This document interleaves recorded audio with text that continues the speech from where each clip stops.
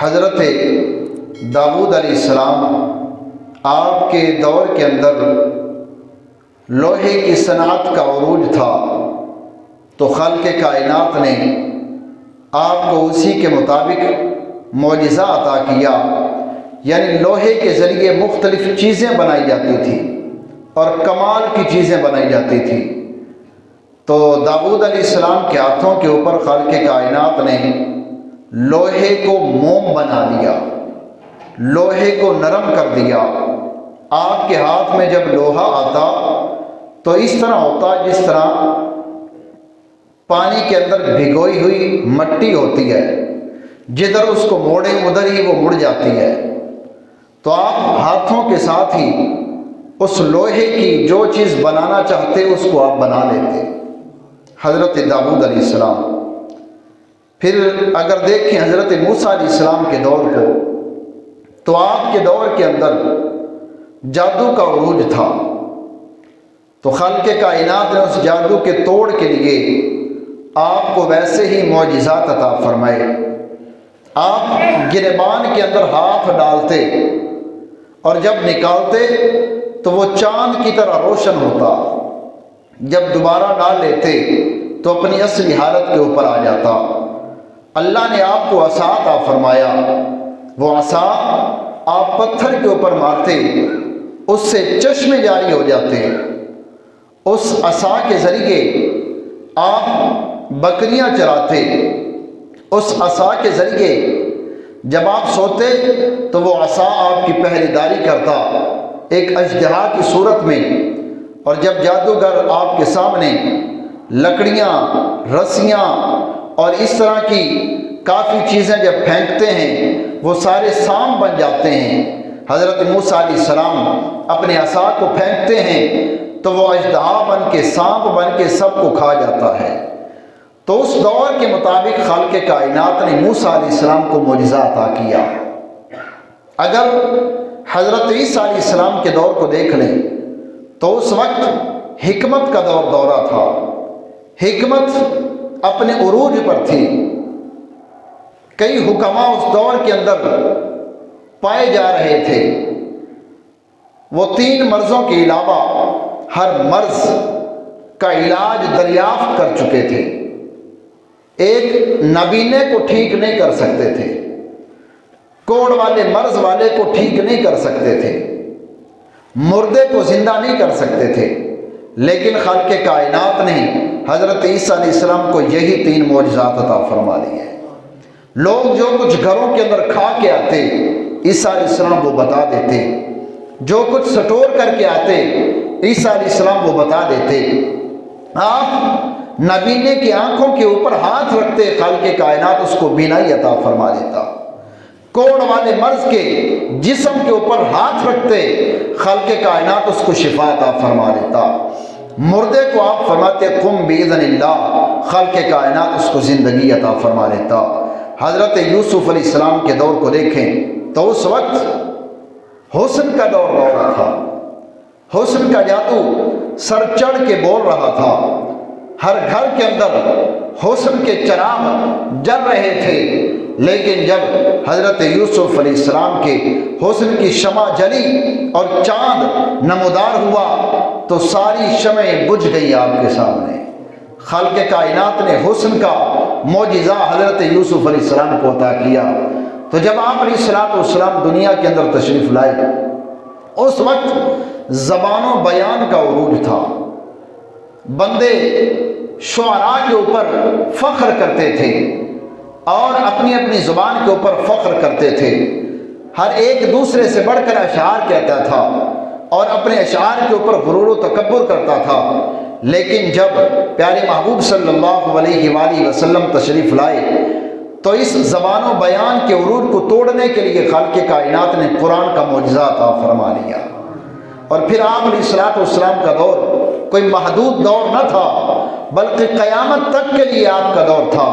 تو اب ظاہر ہے اس کے بعد سائنس نے ترقی کرنی تھی، تو سائنس کے اس عروج کو توڑنے کے لیے، اس کا منہ توڑ جواب دینے کے لیے خالق کائنات نے آپ کو معجزہ معراج عطا فرما دیا۔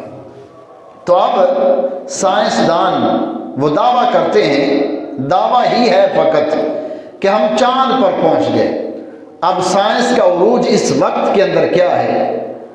سب سے بڑی سائنسی ترقی کیا ہے کہ سائنسدان چاند کے اوپر پہنچ گئے، لیکن آپ علیہ الصلوۃ والسلام کی ابتدا کیا ہے کہ پنگھوڑے کے اندر آپ آرام فرما رہے ہیں، انگلی کا جدھر اشارہ کرتے ہیں چاند ادھر ہی لوٹ جاتا ہے، ٹھیک ہے نا، چاند ادھر ہی لوٹ جاتا ہے۔ اور آپ علیہ الصلوۃ والسلام جب چاند کی طرف اشارہ کرتے ہیں، چاند دو ٹکڑے ہو کے آپ علیہ الصلوۃ والسلام کے قدموں کے اندر بوسہ دینے کے لیے آ جاتا ہے۔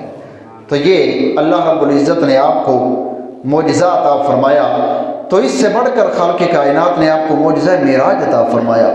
اس جیسی مثال کائنات کے اندر پائی ہی نہیں جا سکتی۔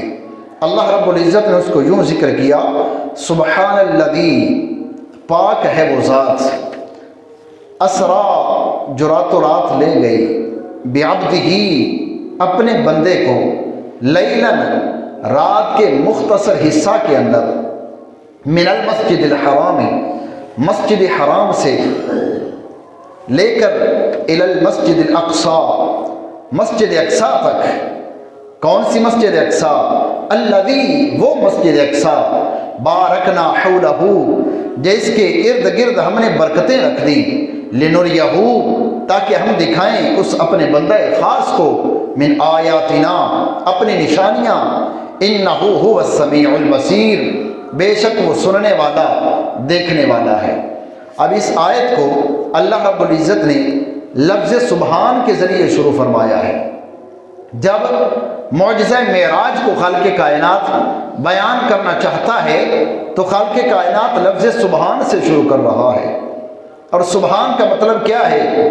سبحان پاکیزہ ہے، پاک ہے، ہر عیب سے، ہر کمی سے، ہر کجی سے، اور ہر مغلوب ہونے والی چیز سے، اور ہر قدرت نہ پانے والی چیز سے وہ خلق کائنات کی ذات جو ہے وہ پاک ہے۔ اس واقعہ کو اللہ رب العزت جب بیان کر رہا ہے تو اس سے پہلے اپنی پاکی کو بیان کر رہا ہے۔ اس کی وجہ کیا ہے دوستو؟ اس کی وجہ یہ ہے کہ اللہ رب العزت کو پتا تھا یہ جو میں معجزہ معراج اپنے نبی کو عطا کر رہا ہوں، اس کے اوپر اعتراض کرنے والے بعد میں موجود ہوں گے، تو اگر اس کی نسبت اس نبی کی طرف کر دی تو پھر ان کا اعتراض باقی رہے گا۔ اگر میں نے اس کی نسبت اپنی ذات کی طرف کی تو اب اعتراض کرنے والے نبی پر اعتراض نہیں کریں گے بلکہ خلق کائنات کی ذات کے اوپر اعتراض کریں گے۔ تو اللہ رب العزت نے فرمایا سبحان الذی، پاک ہے وہ ذات، اسرا، جس نے سیر کرائی، جو راتوں رات لے گیا۔ اب سیر نبی نے خود نہیں کی بلکہ خالق کائنات نے خود کروائی ہے۔ تو جب اللہ رب العزت نے کروائی ہے تو اس کو ماننے کے اندر حرج نہیں ہے، کیونکہ خالق کائنات ان اللہ علی کل شیء قدیر، ہر چیز پر قادر ہے اور ہر عاجز آنے والی چیز سے خالق کائنات کی ذات پاک ہے۔ جب یہ سارا واقعہ اللہ نے خود نبی کو عطا کیا ہے تو اللہ نے جب عطا کیا ہے تو خالق کائنات ایسی چیز پر قدرت رکھتی ہے۔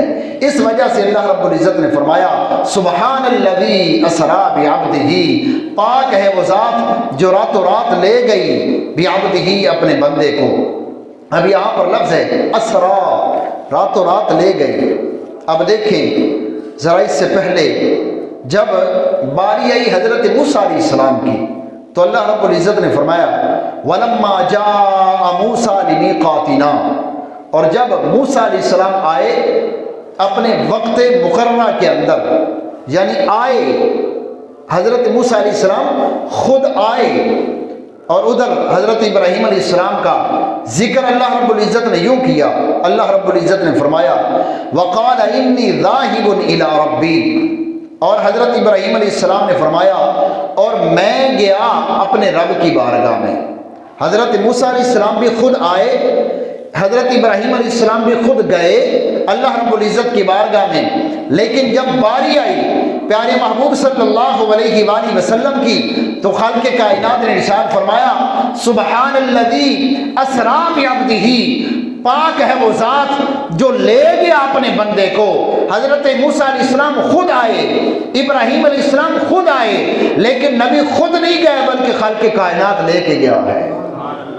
یہ دونوں کے اندر فرق ہے۔ یہ کیا ہے؟ دونوں کے اندر فرق ہے۔ اب دوسرا ادھر آئیں، اللہ رب العزت نے فرمایا سبحان الذی اسری بعبدہ، لفظ عبد کا ذکر کیا۔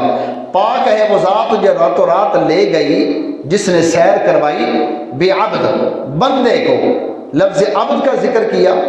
اب ذرا دیکھیں، جب اللہ رب العزت نے حضرت یحییٰ علیہ السلام کا ذکر کیا تو ان کے ساتھ لفظ سید لگایا، لفظ سردار لگایا، اور یوں ذکر کیا ان اللہ یبشرک بیحییٰ مصدقا بکلمۃ من اللہ وسیدا وحصورا، بے شک اللہ تعالیٰ اے زکریا علیہ السلام آپ کو خوشخبری دیتا ہے حضرت یحییٰ علیہ السلام کی، جو کہ تصدیق کرنے والے ہیں اللہ کے کلمہ یعنی حضرت عیسیٰ علیہ السلام کی، وسیدا وحصورا، اور وہ سردار ہیں اور وہ عورتوں سے بچنے والے ہیں۔ جب یحییٰ علیہ السلام کا اللہ نے ذکر کیا تو ان کا ذکر لفظ سردار کے ساتھ کیا، لیکن جب آپ علیہ الصلوۃ والسلام کا ذکر کیا تو لفظ عبد یعنی بندے کے ساتھ ذکر کیا۔ اب بندہ ایک بندہ ہوتا ہے، ایک بندہ سردار ہوتا ہے۔ ظاہر ہے جو بندہ سردار ہے اس کی شان زیادہ ہے، تو یہ سردار کا لفظ حضرت یحییٰ علیہ السلام کے ساتھ لگایا، لیکن آپ علیہ الصلوۃ والسلام کے ساتھ سردار کا لفظ نہیں لگایا بلکہ عبد کا لفظ لگایا۔ اس کی وجہ کیا ہے دوستو؟ اس کی وجہ یہ ہے کہ دنیا کے اندر کوئی بھی اگر بادشاہ ہے تو وہ حقیقی بادشاہ نہیں ہے، اگر سردار ہے تو وہ حقیقی سردار نہیں ہے، کیونکہ حقیقی سردار اللہ رب العزت ہے، حقیقی بادشاہ اللہ رب العزت ہے۔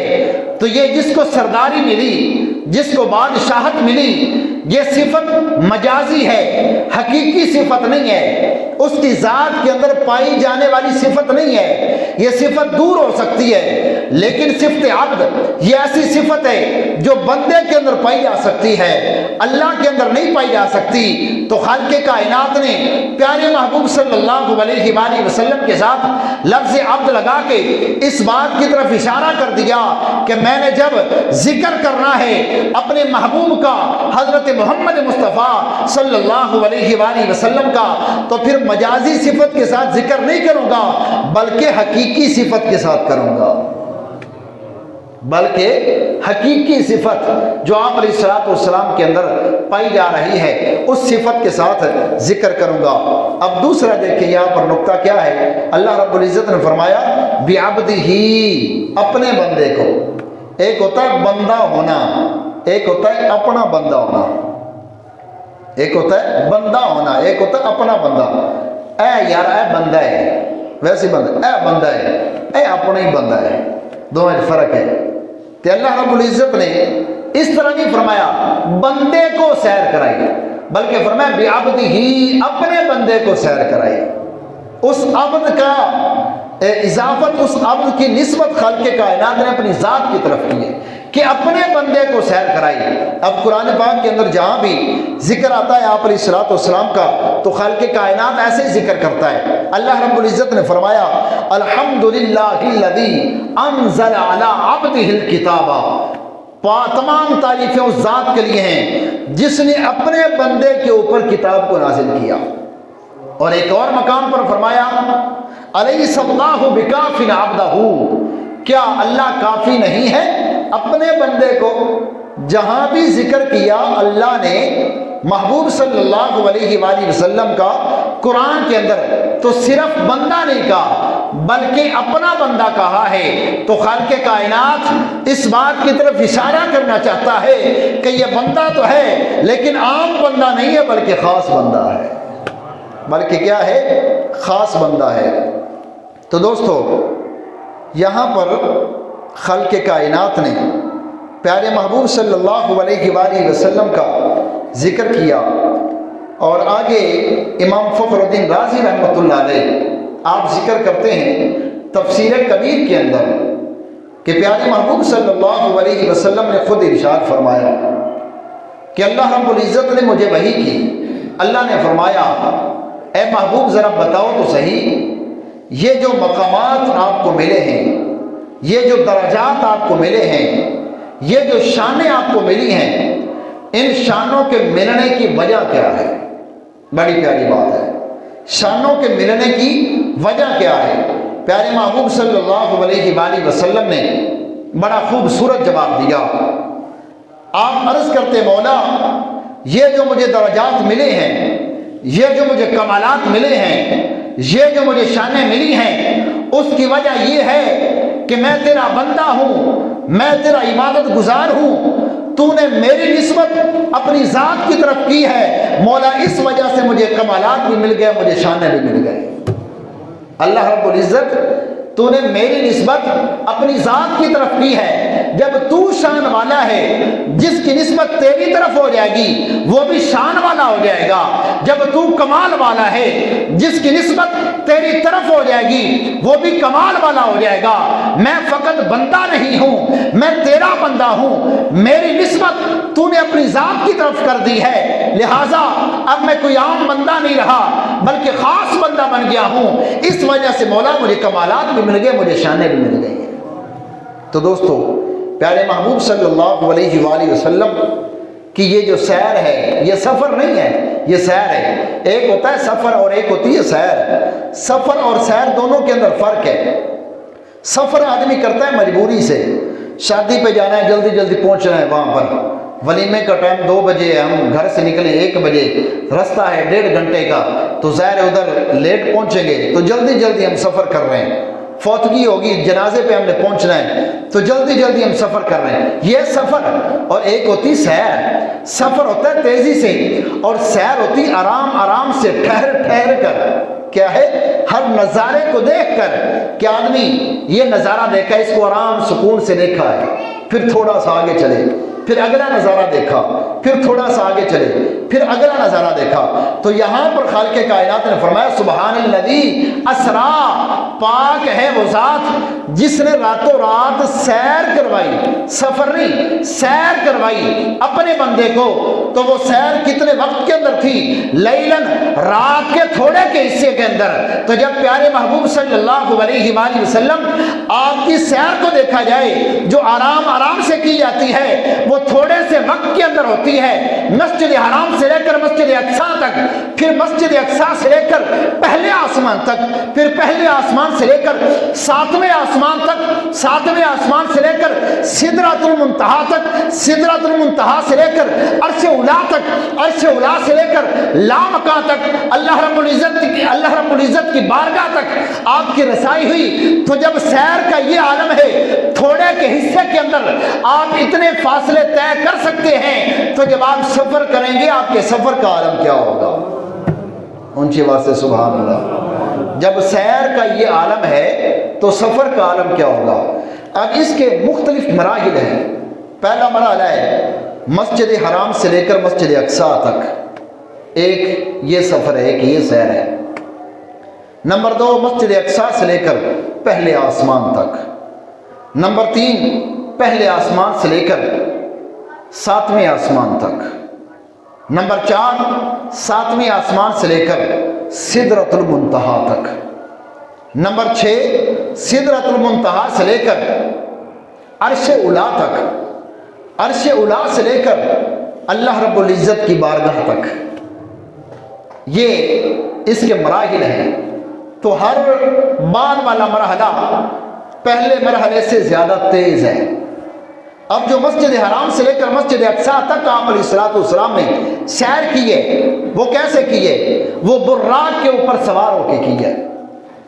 مسجد اقصیٰ سے لے کر پہلے آسمان تک جو آپ نے سیر کی ہے اسے معراج کہا جاتا ہے۔ معراج اسم اعلیٰ کا صیغہ ہے۔ معراج کہتے ہیں چڑھنے کے زینے کو، جسے ہم سیڑھی کہتے ہیں، جسے ہم پوڑی کہتے ہیں۔ تو اس کی تعریف آپ علیہ الصلوۃ والسلام نے فرمایا کہ وہ معراج ایسی تھی، وہ سیڑھی ایسی تھی جسے کسی آنکھ نے دیکھا نہیں ہے، کسی کان نے سنا نہیں ہے، اتنی پیاری نور والی وہ سیڑھی تھی۔ تو اس سیڑھی کے اوپر چڑھ کے آپ علیہ الصلوۃ والسلام نے دوسرا مرحلہ طے کیا. پھر پہلے آسمان سے لے کر 7ویں آسمان تک آپ علیہ الصلوۃ والسلام نے فرشتوں کے پروں کے اوپر سوار ہو کے سیر کیے. پھر 7ویں آسمان سے لے کر سدرۃ المنتہا تک آپ علیہ الصلوۃ والسلام نے جبریل علیہ السلام کے پروں کے اوپر سوار ہو کے سیر کیے. پھر سدرۃ المنتہا سے لے کر عرش اولی تک آپ علیہ الصلوۃ والسلام نے ایک تخت آپ کی بارگاہ میں جسے رف کہا جاتا ہے اس کے اوپر سوار ہو کے کیے. اس سے آگے آپ علیہ الصلوۃ والسلام نے جو سیر کی ہے وہ پیدل چل کے کی ہے. وہ کیا ہے؟ پیدل چل کے کی ہے. اب ذرا آئیں جو پہلا مرحلہ ہے وہ کیسے شروع ہوتا ہے. پیارے محبوب صلی اللہ علیہ وآلہ وسلم نے ارشاد فرمایا 2 مقامات ہیں. پہلی حدیث یہ ہے کہ آپ حضرت ام ہانی رضی اللہ تعالیٰ عنہ، حضرت عباس رضی اللہ تعالیٰ عنہ کی جو زوجہ ہے ان کے گھر آرام فرما رہے تھے. حضرت ام ہانی رضی اللہ تعالیٰ عنہ جو آپ کی چچی ہیں ان کے گھر آرام فرما رہے تھے. اور دوسری حدیث پاک کے اندر یہ کہ آپ مسجد حرام کے اندر موجود تھے. تو دونوں کے اندر اگر تطبیق دی جائے تو اس کا مطلب یہ ہے کہ آپ علیہ الصلوۃ والسلام حضرت ام ہانی کے گھر کے اندر موجود تھے. پھر وہاں سے جبریل علیہ السلام آپ کو جگا کے لائے، مسجد حرام کے اندر لائے، وہاں پر آپ کے دل کو دھویا گیا اور پھر وہاں سے آپ کے سیر کی ابتدا ہوئی. جب آپ حضرت ام ہانی سلام اللہ علیہ رضی اللہ تعالیٰ عنہ ان کے گھر آرام فرما رہے تھے، جبریل علیہ السلام آپ علیہ الصلوۃ والسلام کی بارگاہ میں آتے ہیں. چھت کو پھاڑ کے آتے ہیں، دروازے سے نہیں، کنڈی لگی ہوئی تھی نا، چھت کو پھاڑ کے آتے ہیں اور چھت بھی ایسے اتارتے ہیں کہ آپ علیہ الصلوۃ والسلام کی نیند کے اندر خلل نہ آئے. اندر تشریف لاتے ہیں، عرض کرتے ہیں مولا تیرا محبوب آرام کر رہا ہے. اب محبوب خود نہیں گئے بلکہ اللہ رب العزت نے بندہ بھیجا ہے. اس بندے کے ذریعے وہ بندہ لے کے جائے گا، صرف پیغام نہیں دے گا. ایک ہوتا ہے پیغام دے کے، جو پیغام دینے والا ہے وہ پیغام دے کے چلا جائے، نہیں، بلکہ خالق کائنات نے بندوں کو بھیجا کہ لے کے آؤ، اس نبی کو لے کے آؤ. جبریل علیہ السلام ہاتھ باندھ کے کھڑے ہیں، عرض کرتے مولا جگانا کیسے ہے؟ پہلا مرحلہ ہے، جگانا کیسے ہے؟ تو خالق کائنات نے ارشاد فرمایا جبرائیل تیرے جو ہونٹ میں نے اتنے خوبصورت بنائے ہیں وہ کس لیے بنائے ہیں؟ اپنے ہونٹوں کو نبی کی تلیوں کے اوپر رکھو، ان کی ٹھنڈک سے میرا محبوب جاگ جائے گا. حضرت جبریل علیہ السلام اپنے ہونٹوں کو آپ علیہ الصلوۃ والسلام کی تلیوں کے اوپر رکھتے ہیں، آپ علیہ الصلوۃ والسلام جاگ جاتے ہیں. اللہ رب العزت کا پیغام جبریل علیہ السلام پیارے محبوب کی بارگاہ میں پیش کرتے ہیں، آپ علیہ الصلوۃ والسلام اس کو قبول کرتے ہیں. مسجد حرام کے اندر حضرت جبریل علیہ السلام آپ کو لے کے آئے، وہاں پر آپ کو لٹایا گیا، آپ کے سینہ کو چاک کیا گیا، دل کو نکالا گیا، آب زمزم وہاں سے لیا گیا، دل کو نکال کر اس کو چیرا گیا، اس سے کچھ نکال کے پھینک دیا گیا، اس آب زمزم سے آپ کے دل کو دھویا گیا، دھونے کے بعد اس کو سیا گیا، سینے کے بعد سینے کے اندر رکھا گیا، سینے کو بند کیا گیا، اس کو سلائی کی گئی. پھر آپ علیہ الصلوۃ والسلام کے دل کے اندر علم و حکمت کو بھر دیا گیا. بھرنے کے بعد آپ علیہ الصلوۃ والسلام کی بارگاہ میں ایک سواری کو پیش کیا گیا.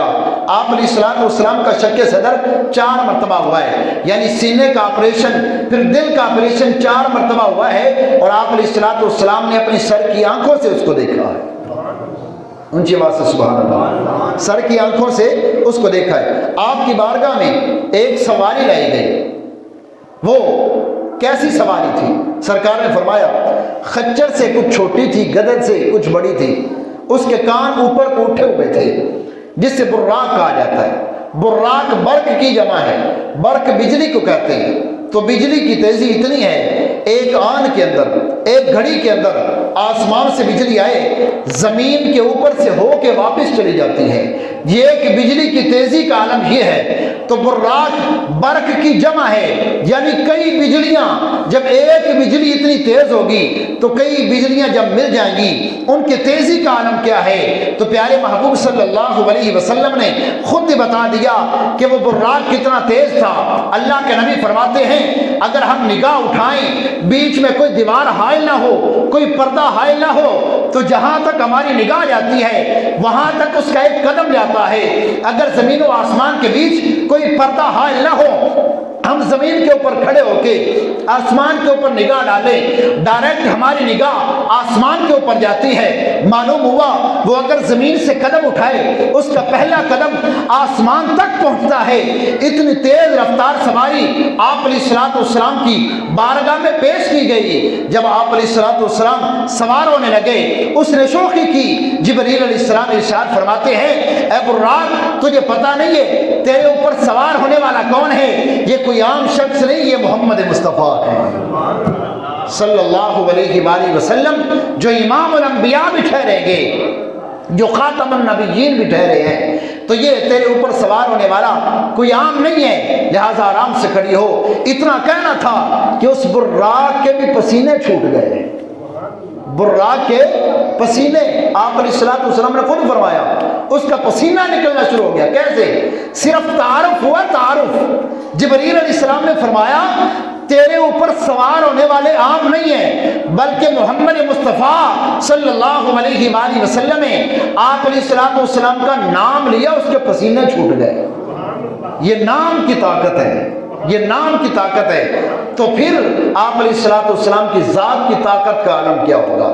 سرکار اس کے اوپر سوار ہوتے ہیں، آپ علیہ الصلوۃ والسلام براق کے اوپر سوار ہوتے ہیں۔ آپ کی سیر کا آغاز ہوتا ہے، آپ تھوڑا سا چلتے ہیں، آگے ایک شخص کھڑا ہے، وہ آپ کو ندا دیتا ہے یا محمد صلی اللہ علیہ وآلہ وسلم، اے محمد صلی اللہ علیہ وسلم میری بات سنیے۔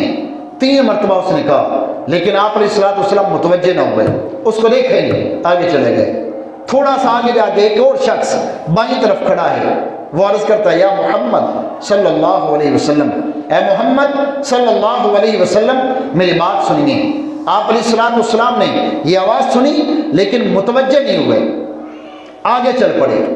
آگے ایک عورت ہے، خوبصورت عورت، خوبصورت کپڑے پہنے ہوئے، زیورات سے مالا مال ہے، اپنی باہوں کو کھول کے کھڑی ہے اور عرض کرتی ہے یا محمد صلی اللہ علیہ وسلم میری طرف دیکھیے۔ آپ علیہ الصلوۃ والسلام متوجہ نہیں ہوئے، تینوں کو دیکھا، آگے چلتے گئے۔ اب تینوں یہ کون ہیں؟ حضرت جبریل علیہ السلام۔ آپ بعد میں آپ کو بتاتا ہوں کہ یہ تینوں کون ہیں۔ اس سے پہلے ایک اور نقطے کی طرف اشارہ کرنا چاہتا ہوں۔ اب سواری جتنی تیز ہوگی، دائیں بائیں کیا ہو رہا ہے، کون کیا بول رہا ہے، کون گزر رہا ہے، آدمی کو پتہ نہیں چلے گا۔ تیز رفتار موٹر سائیکل ہو، آدمی کی توجہ فقط آگے ہوگی، وہ تیز تیز چلتا جائے گا، سائڈوں پر کیا ہو رہا ہے اسے پتہ نہیں چلے گا، بہت کم پتہ چلے گا۔ اگر کوئی آواز لگائے گا اسے پہلے تو آواز سنائی نہیں دے گی، اگر سنائی دے گی اس کی توجہ ادھر نہیں ہوگی، تو جتنی تیز رفتار سواری ہوگی دائیں بائیں کیا ہو رہا ہے نہیں پتہ چلے گا۔ اگر جہاز سواری کے لیے ہو، نیچے اوپر دائیں بائیں کیا ہو رہا ہے، جو اندر سوار ہے اسے پتہ نہیں چلے گا۔ تو جتنی تیز رفتار سواری ہوگی آدمی کو پتہ نہیں چلے گا۔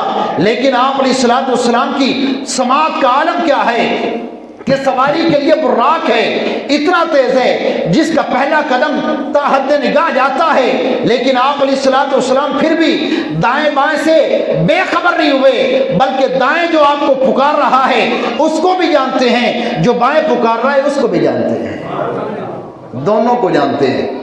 اب اگر سواری کے لیے ایک اور نقطہ، سواری کے لیے اگر جہاز ہو تو جہاز کے اوپر بیٹھ کے کوئی سواری کر سکتا ہے، سفر کر سکتا ہے جہاز کے اوپر، یعنی جہاز ہوا کے اندر اڑ رہا ہو اور جہاز کے اوپر کوئی بیٹھ کے اس ہوا کے اندر جو ہے اس خلا کے اندر وہ سفر کرے، ایسا ہو سکتا ہے؟ نہیں۔ جو جہاز کی کھڑکی کھول کے اپنا ہاتھ باہر نکالے گا نا، اس کے ہاتھ کے ریزہ ریزہ ہو جائے گا، بوٹی بوٹی ہو جائے گی۔ اگر خود آدمی باہر نکلے گا تو اس کے چیتھڑے اڑ جائیں گے۔ اگر کوئی خلا کے اندر تیز رفتار سواری کے اوپر چڑھتا ہے، لیکن آپ علیہ الصلوۃ والسلام کی طاقت کو دیکھیں، کہ آپ علیہ الصلوۃ والسلام عام سواری کے اوپر سواری نہیں کر رہے، بلکہ کائنات کے سائنسدان سارے مل کے قیامت تک کے لیے چیلنج ہے، جتنی مرضی تیز رفتار سواری بنانے، براق سے زیادہ تیز رفتار کائنات کے اندر کوئی سواری نہ بنی ہے نہ قیامت تک بن سکتی ہے، تو آپ علیہ الصلوۃ والسلام کی طاقت کا یہ عالم ہے، اس براق کے اندر بیٹھ کے سفر نہیں کر رہے بلکہ اس کی پشت کے اوپر سوار ہو کے آپ علیہ الصلوۃ والسلام سیر فرما رہے ہیں۔ تو یہ سرکار کی طاقت کا یہ عالم ہے۔ آپ علیہ الصلوۃ والسلام کو خالق کائنات نے ایسی باکمال طاقت عطا فرمائی۔ تو جب آپ مسجد اقصیٰ کے قریب پہنچے، وہاں پر آپ سواری سے اترے، اس سواری کو باندھ دیا اس حلقہ کے اندر جہاں پر انبیاء اپنی سواریوں کو باندھا کرتے تھے، آپ علیہ الصلوۃ والسلام نے باندھ دیا۔ محدثین یہاں پر رک کر ایک سوال کرتے ہیں، وہ کہتے ہیں وہ براق جو ترلے کر کے آیا تھا کہ میں اس نبی کی سواری بننا چاہتا ہوں، کہ اگر اللہ کے نبی اس کو نہ باندھتے تو کیا اس نے دوڑ جانا تھا؟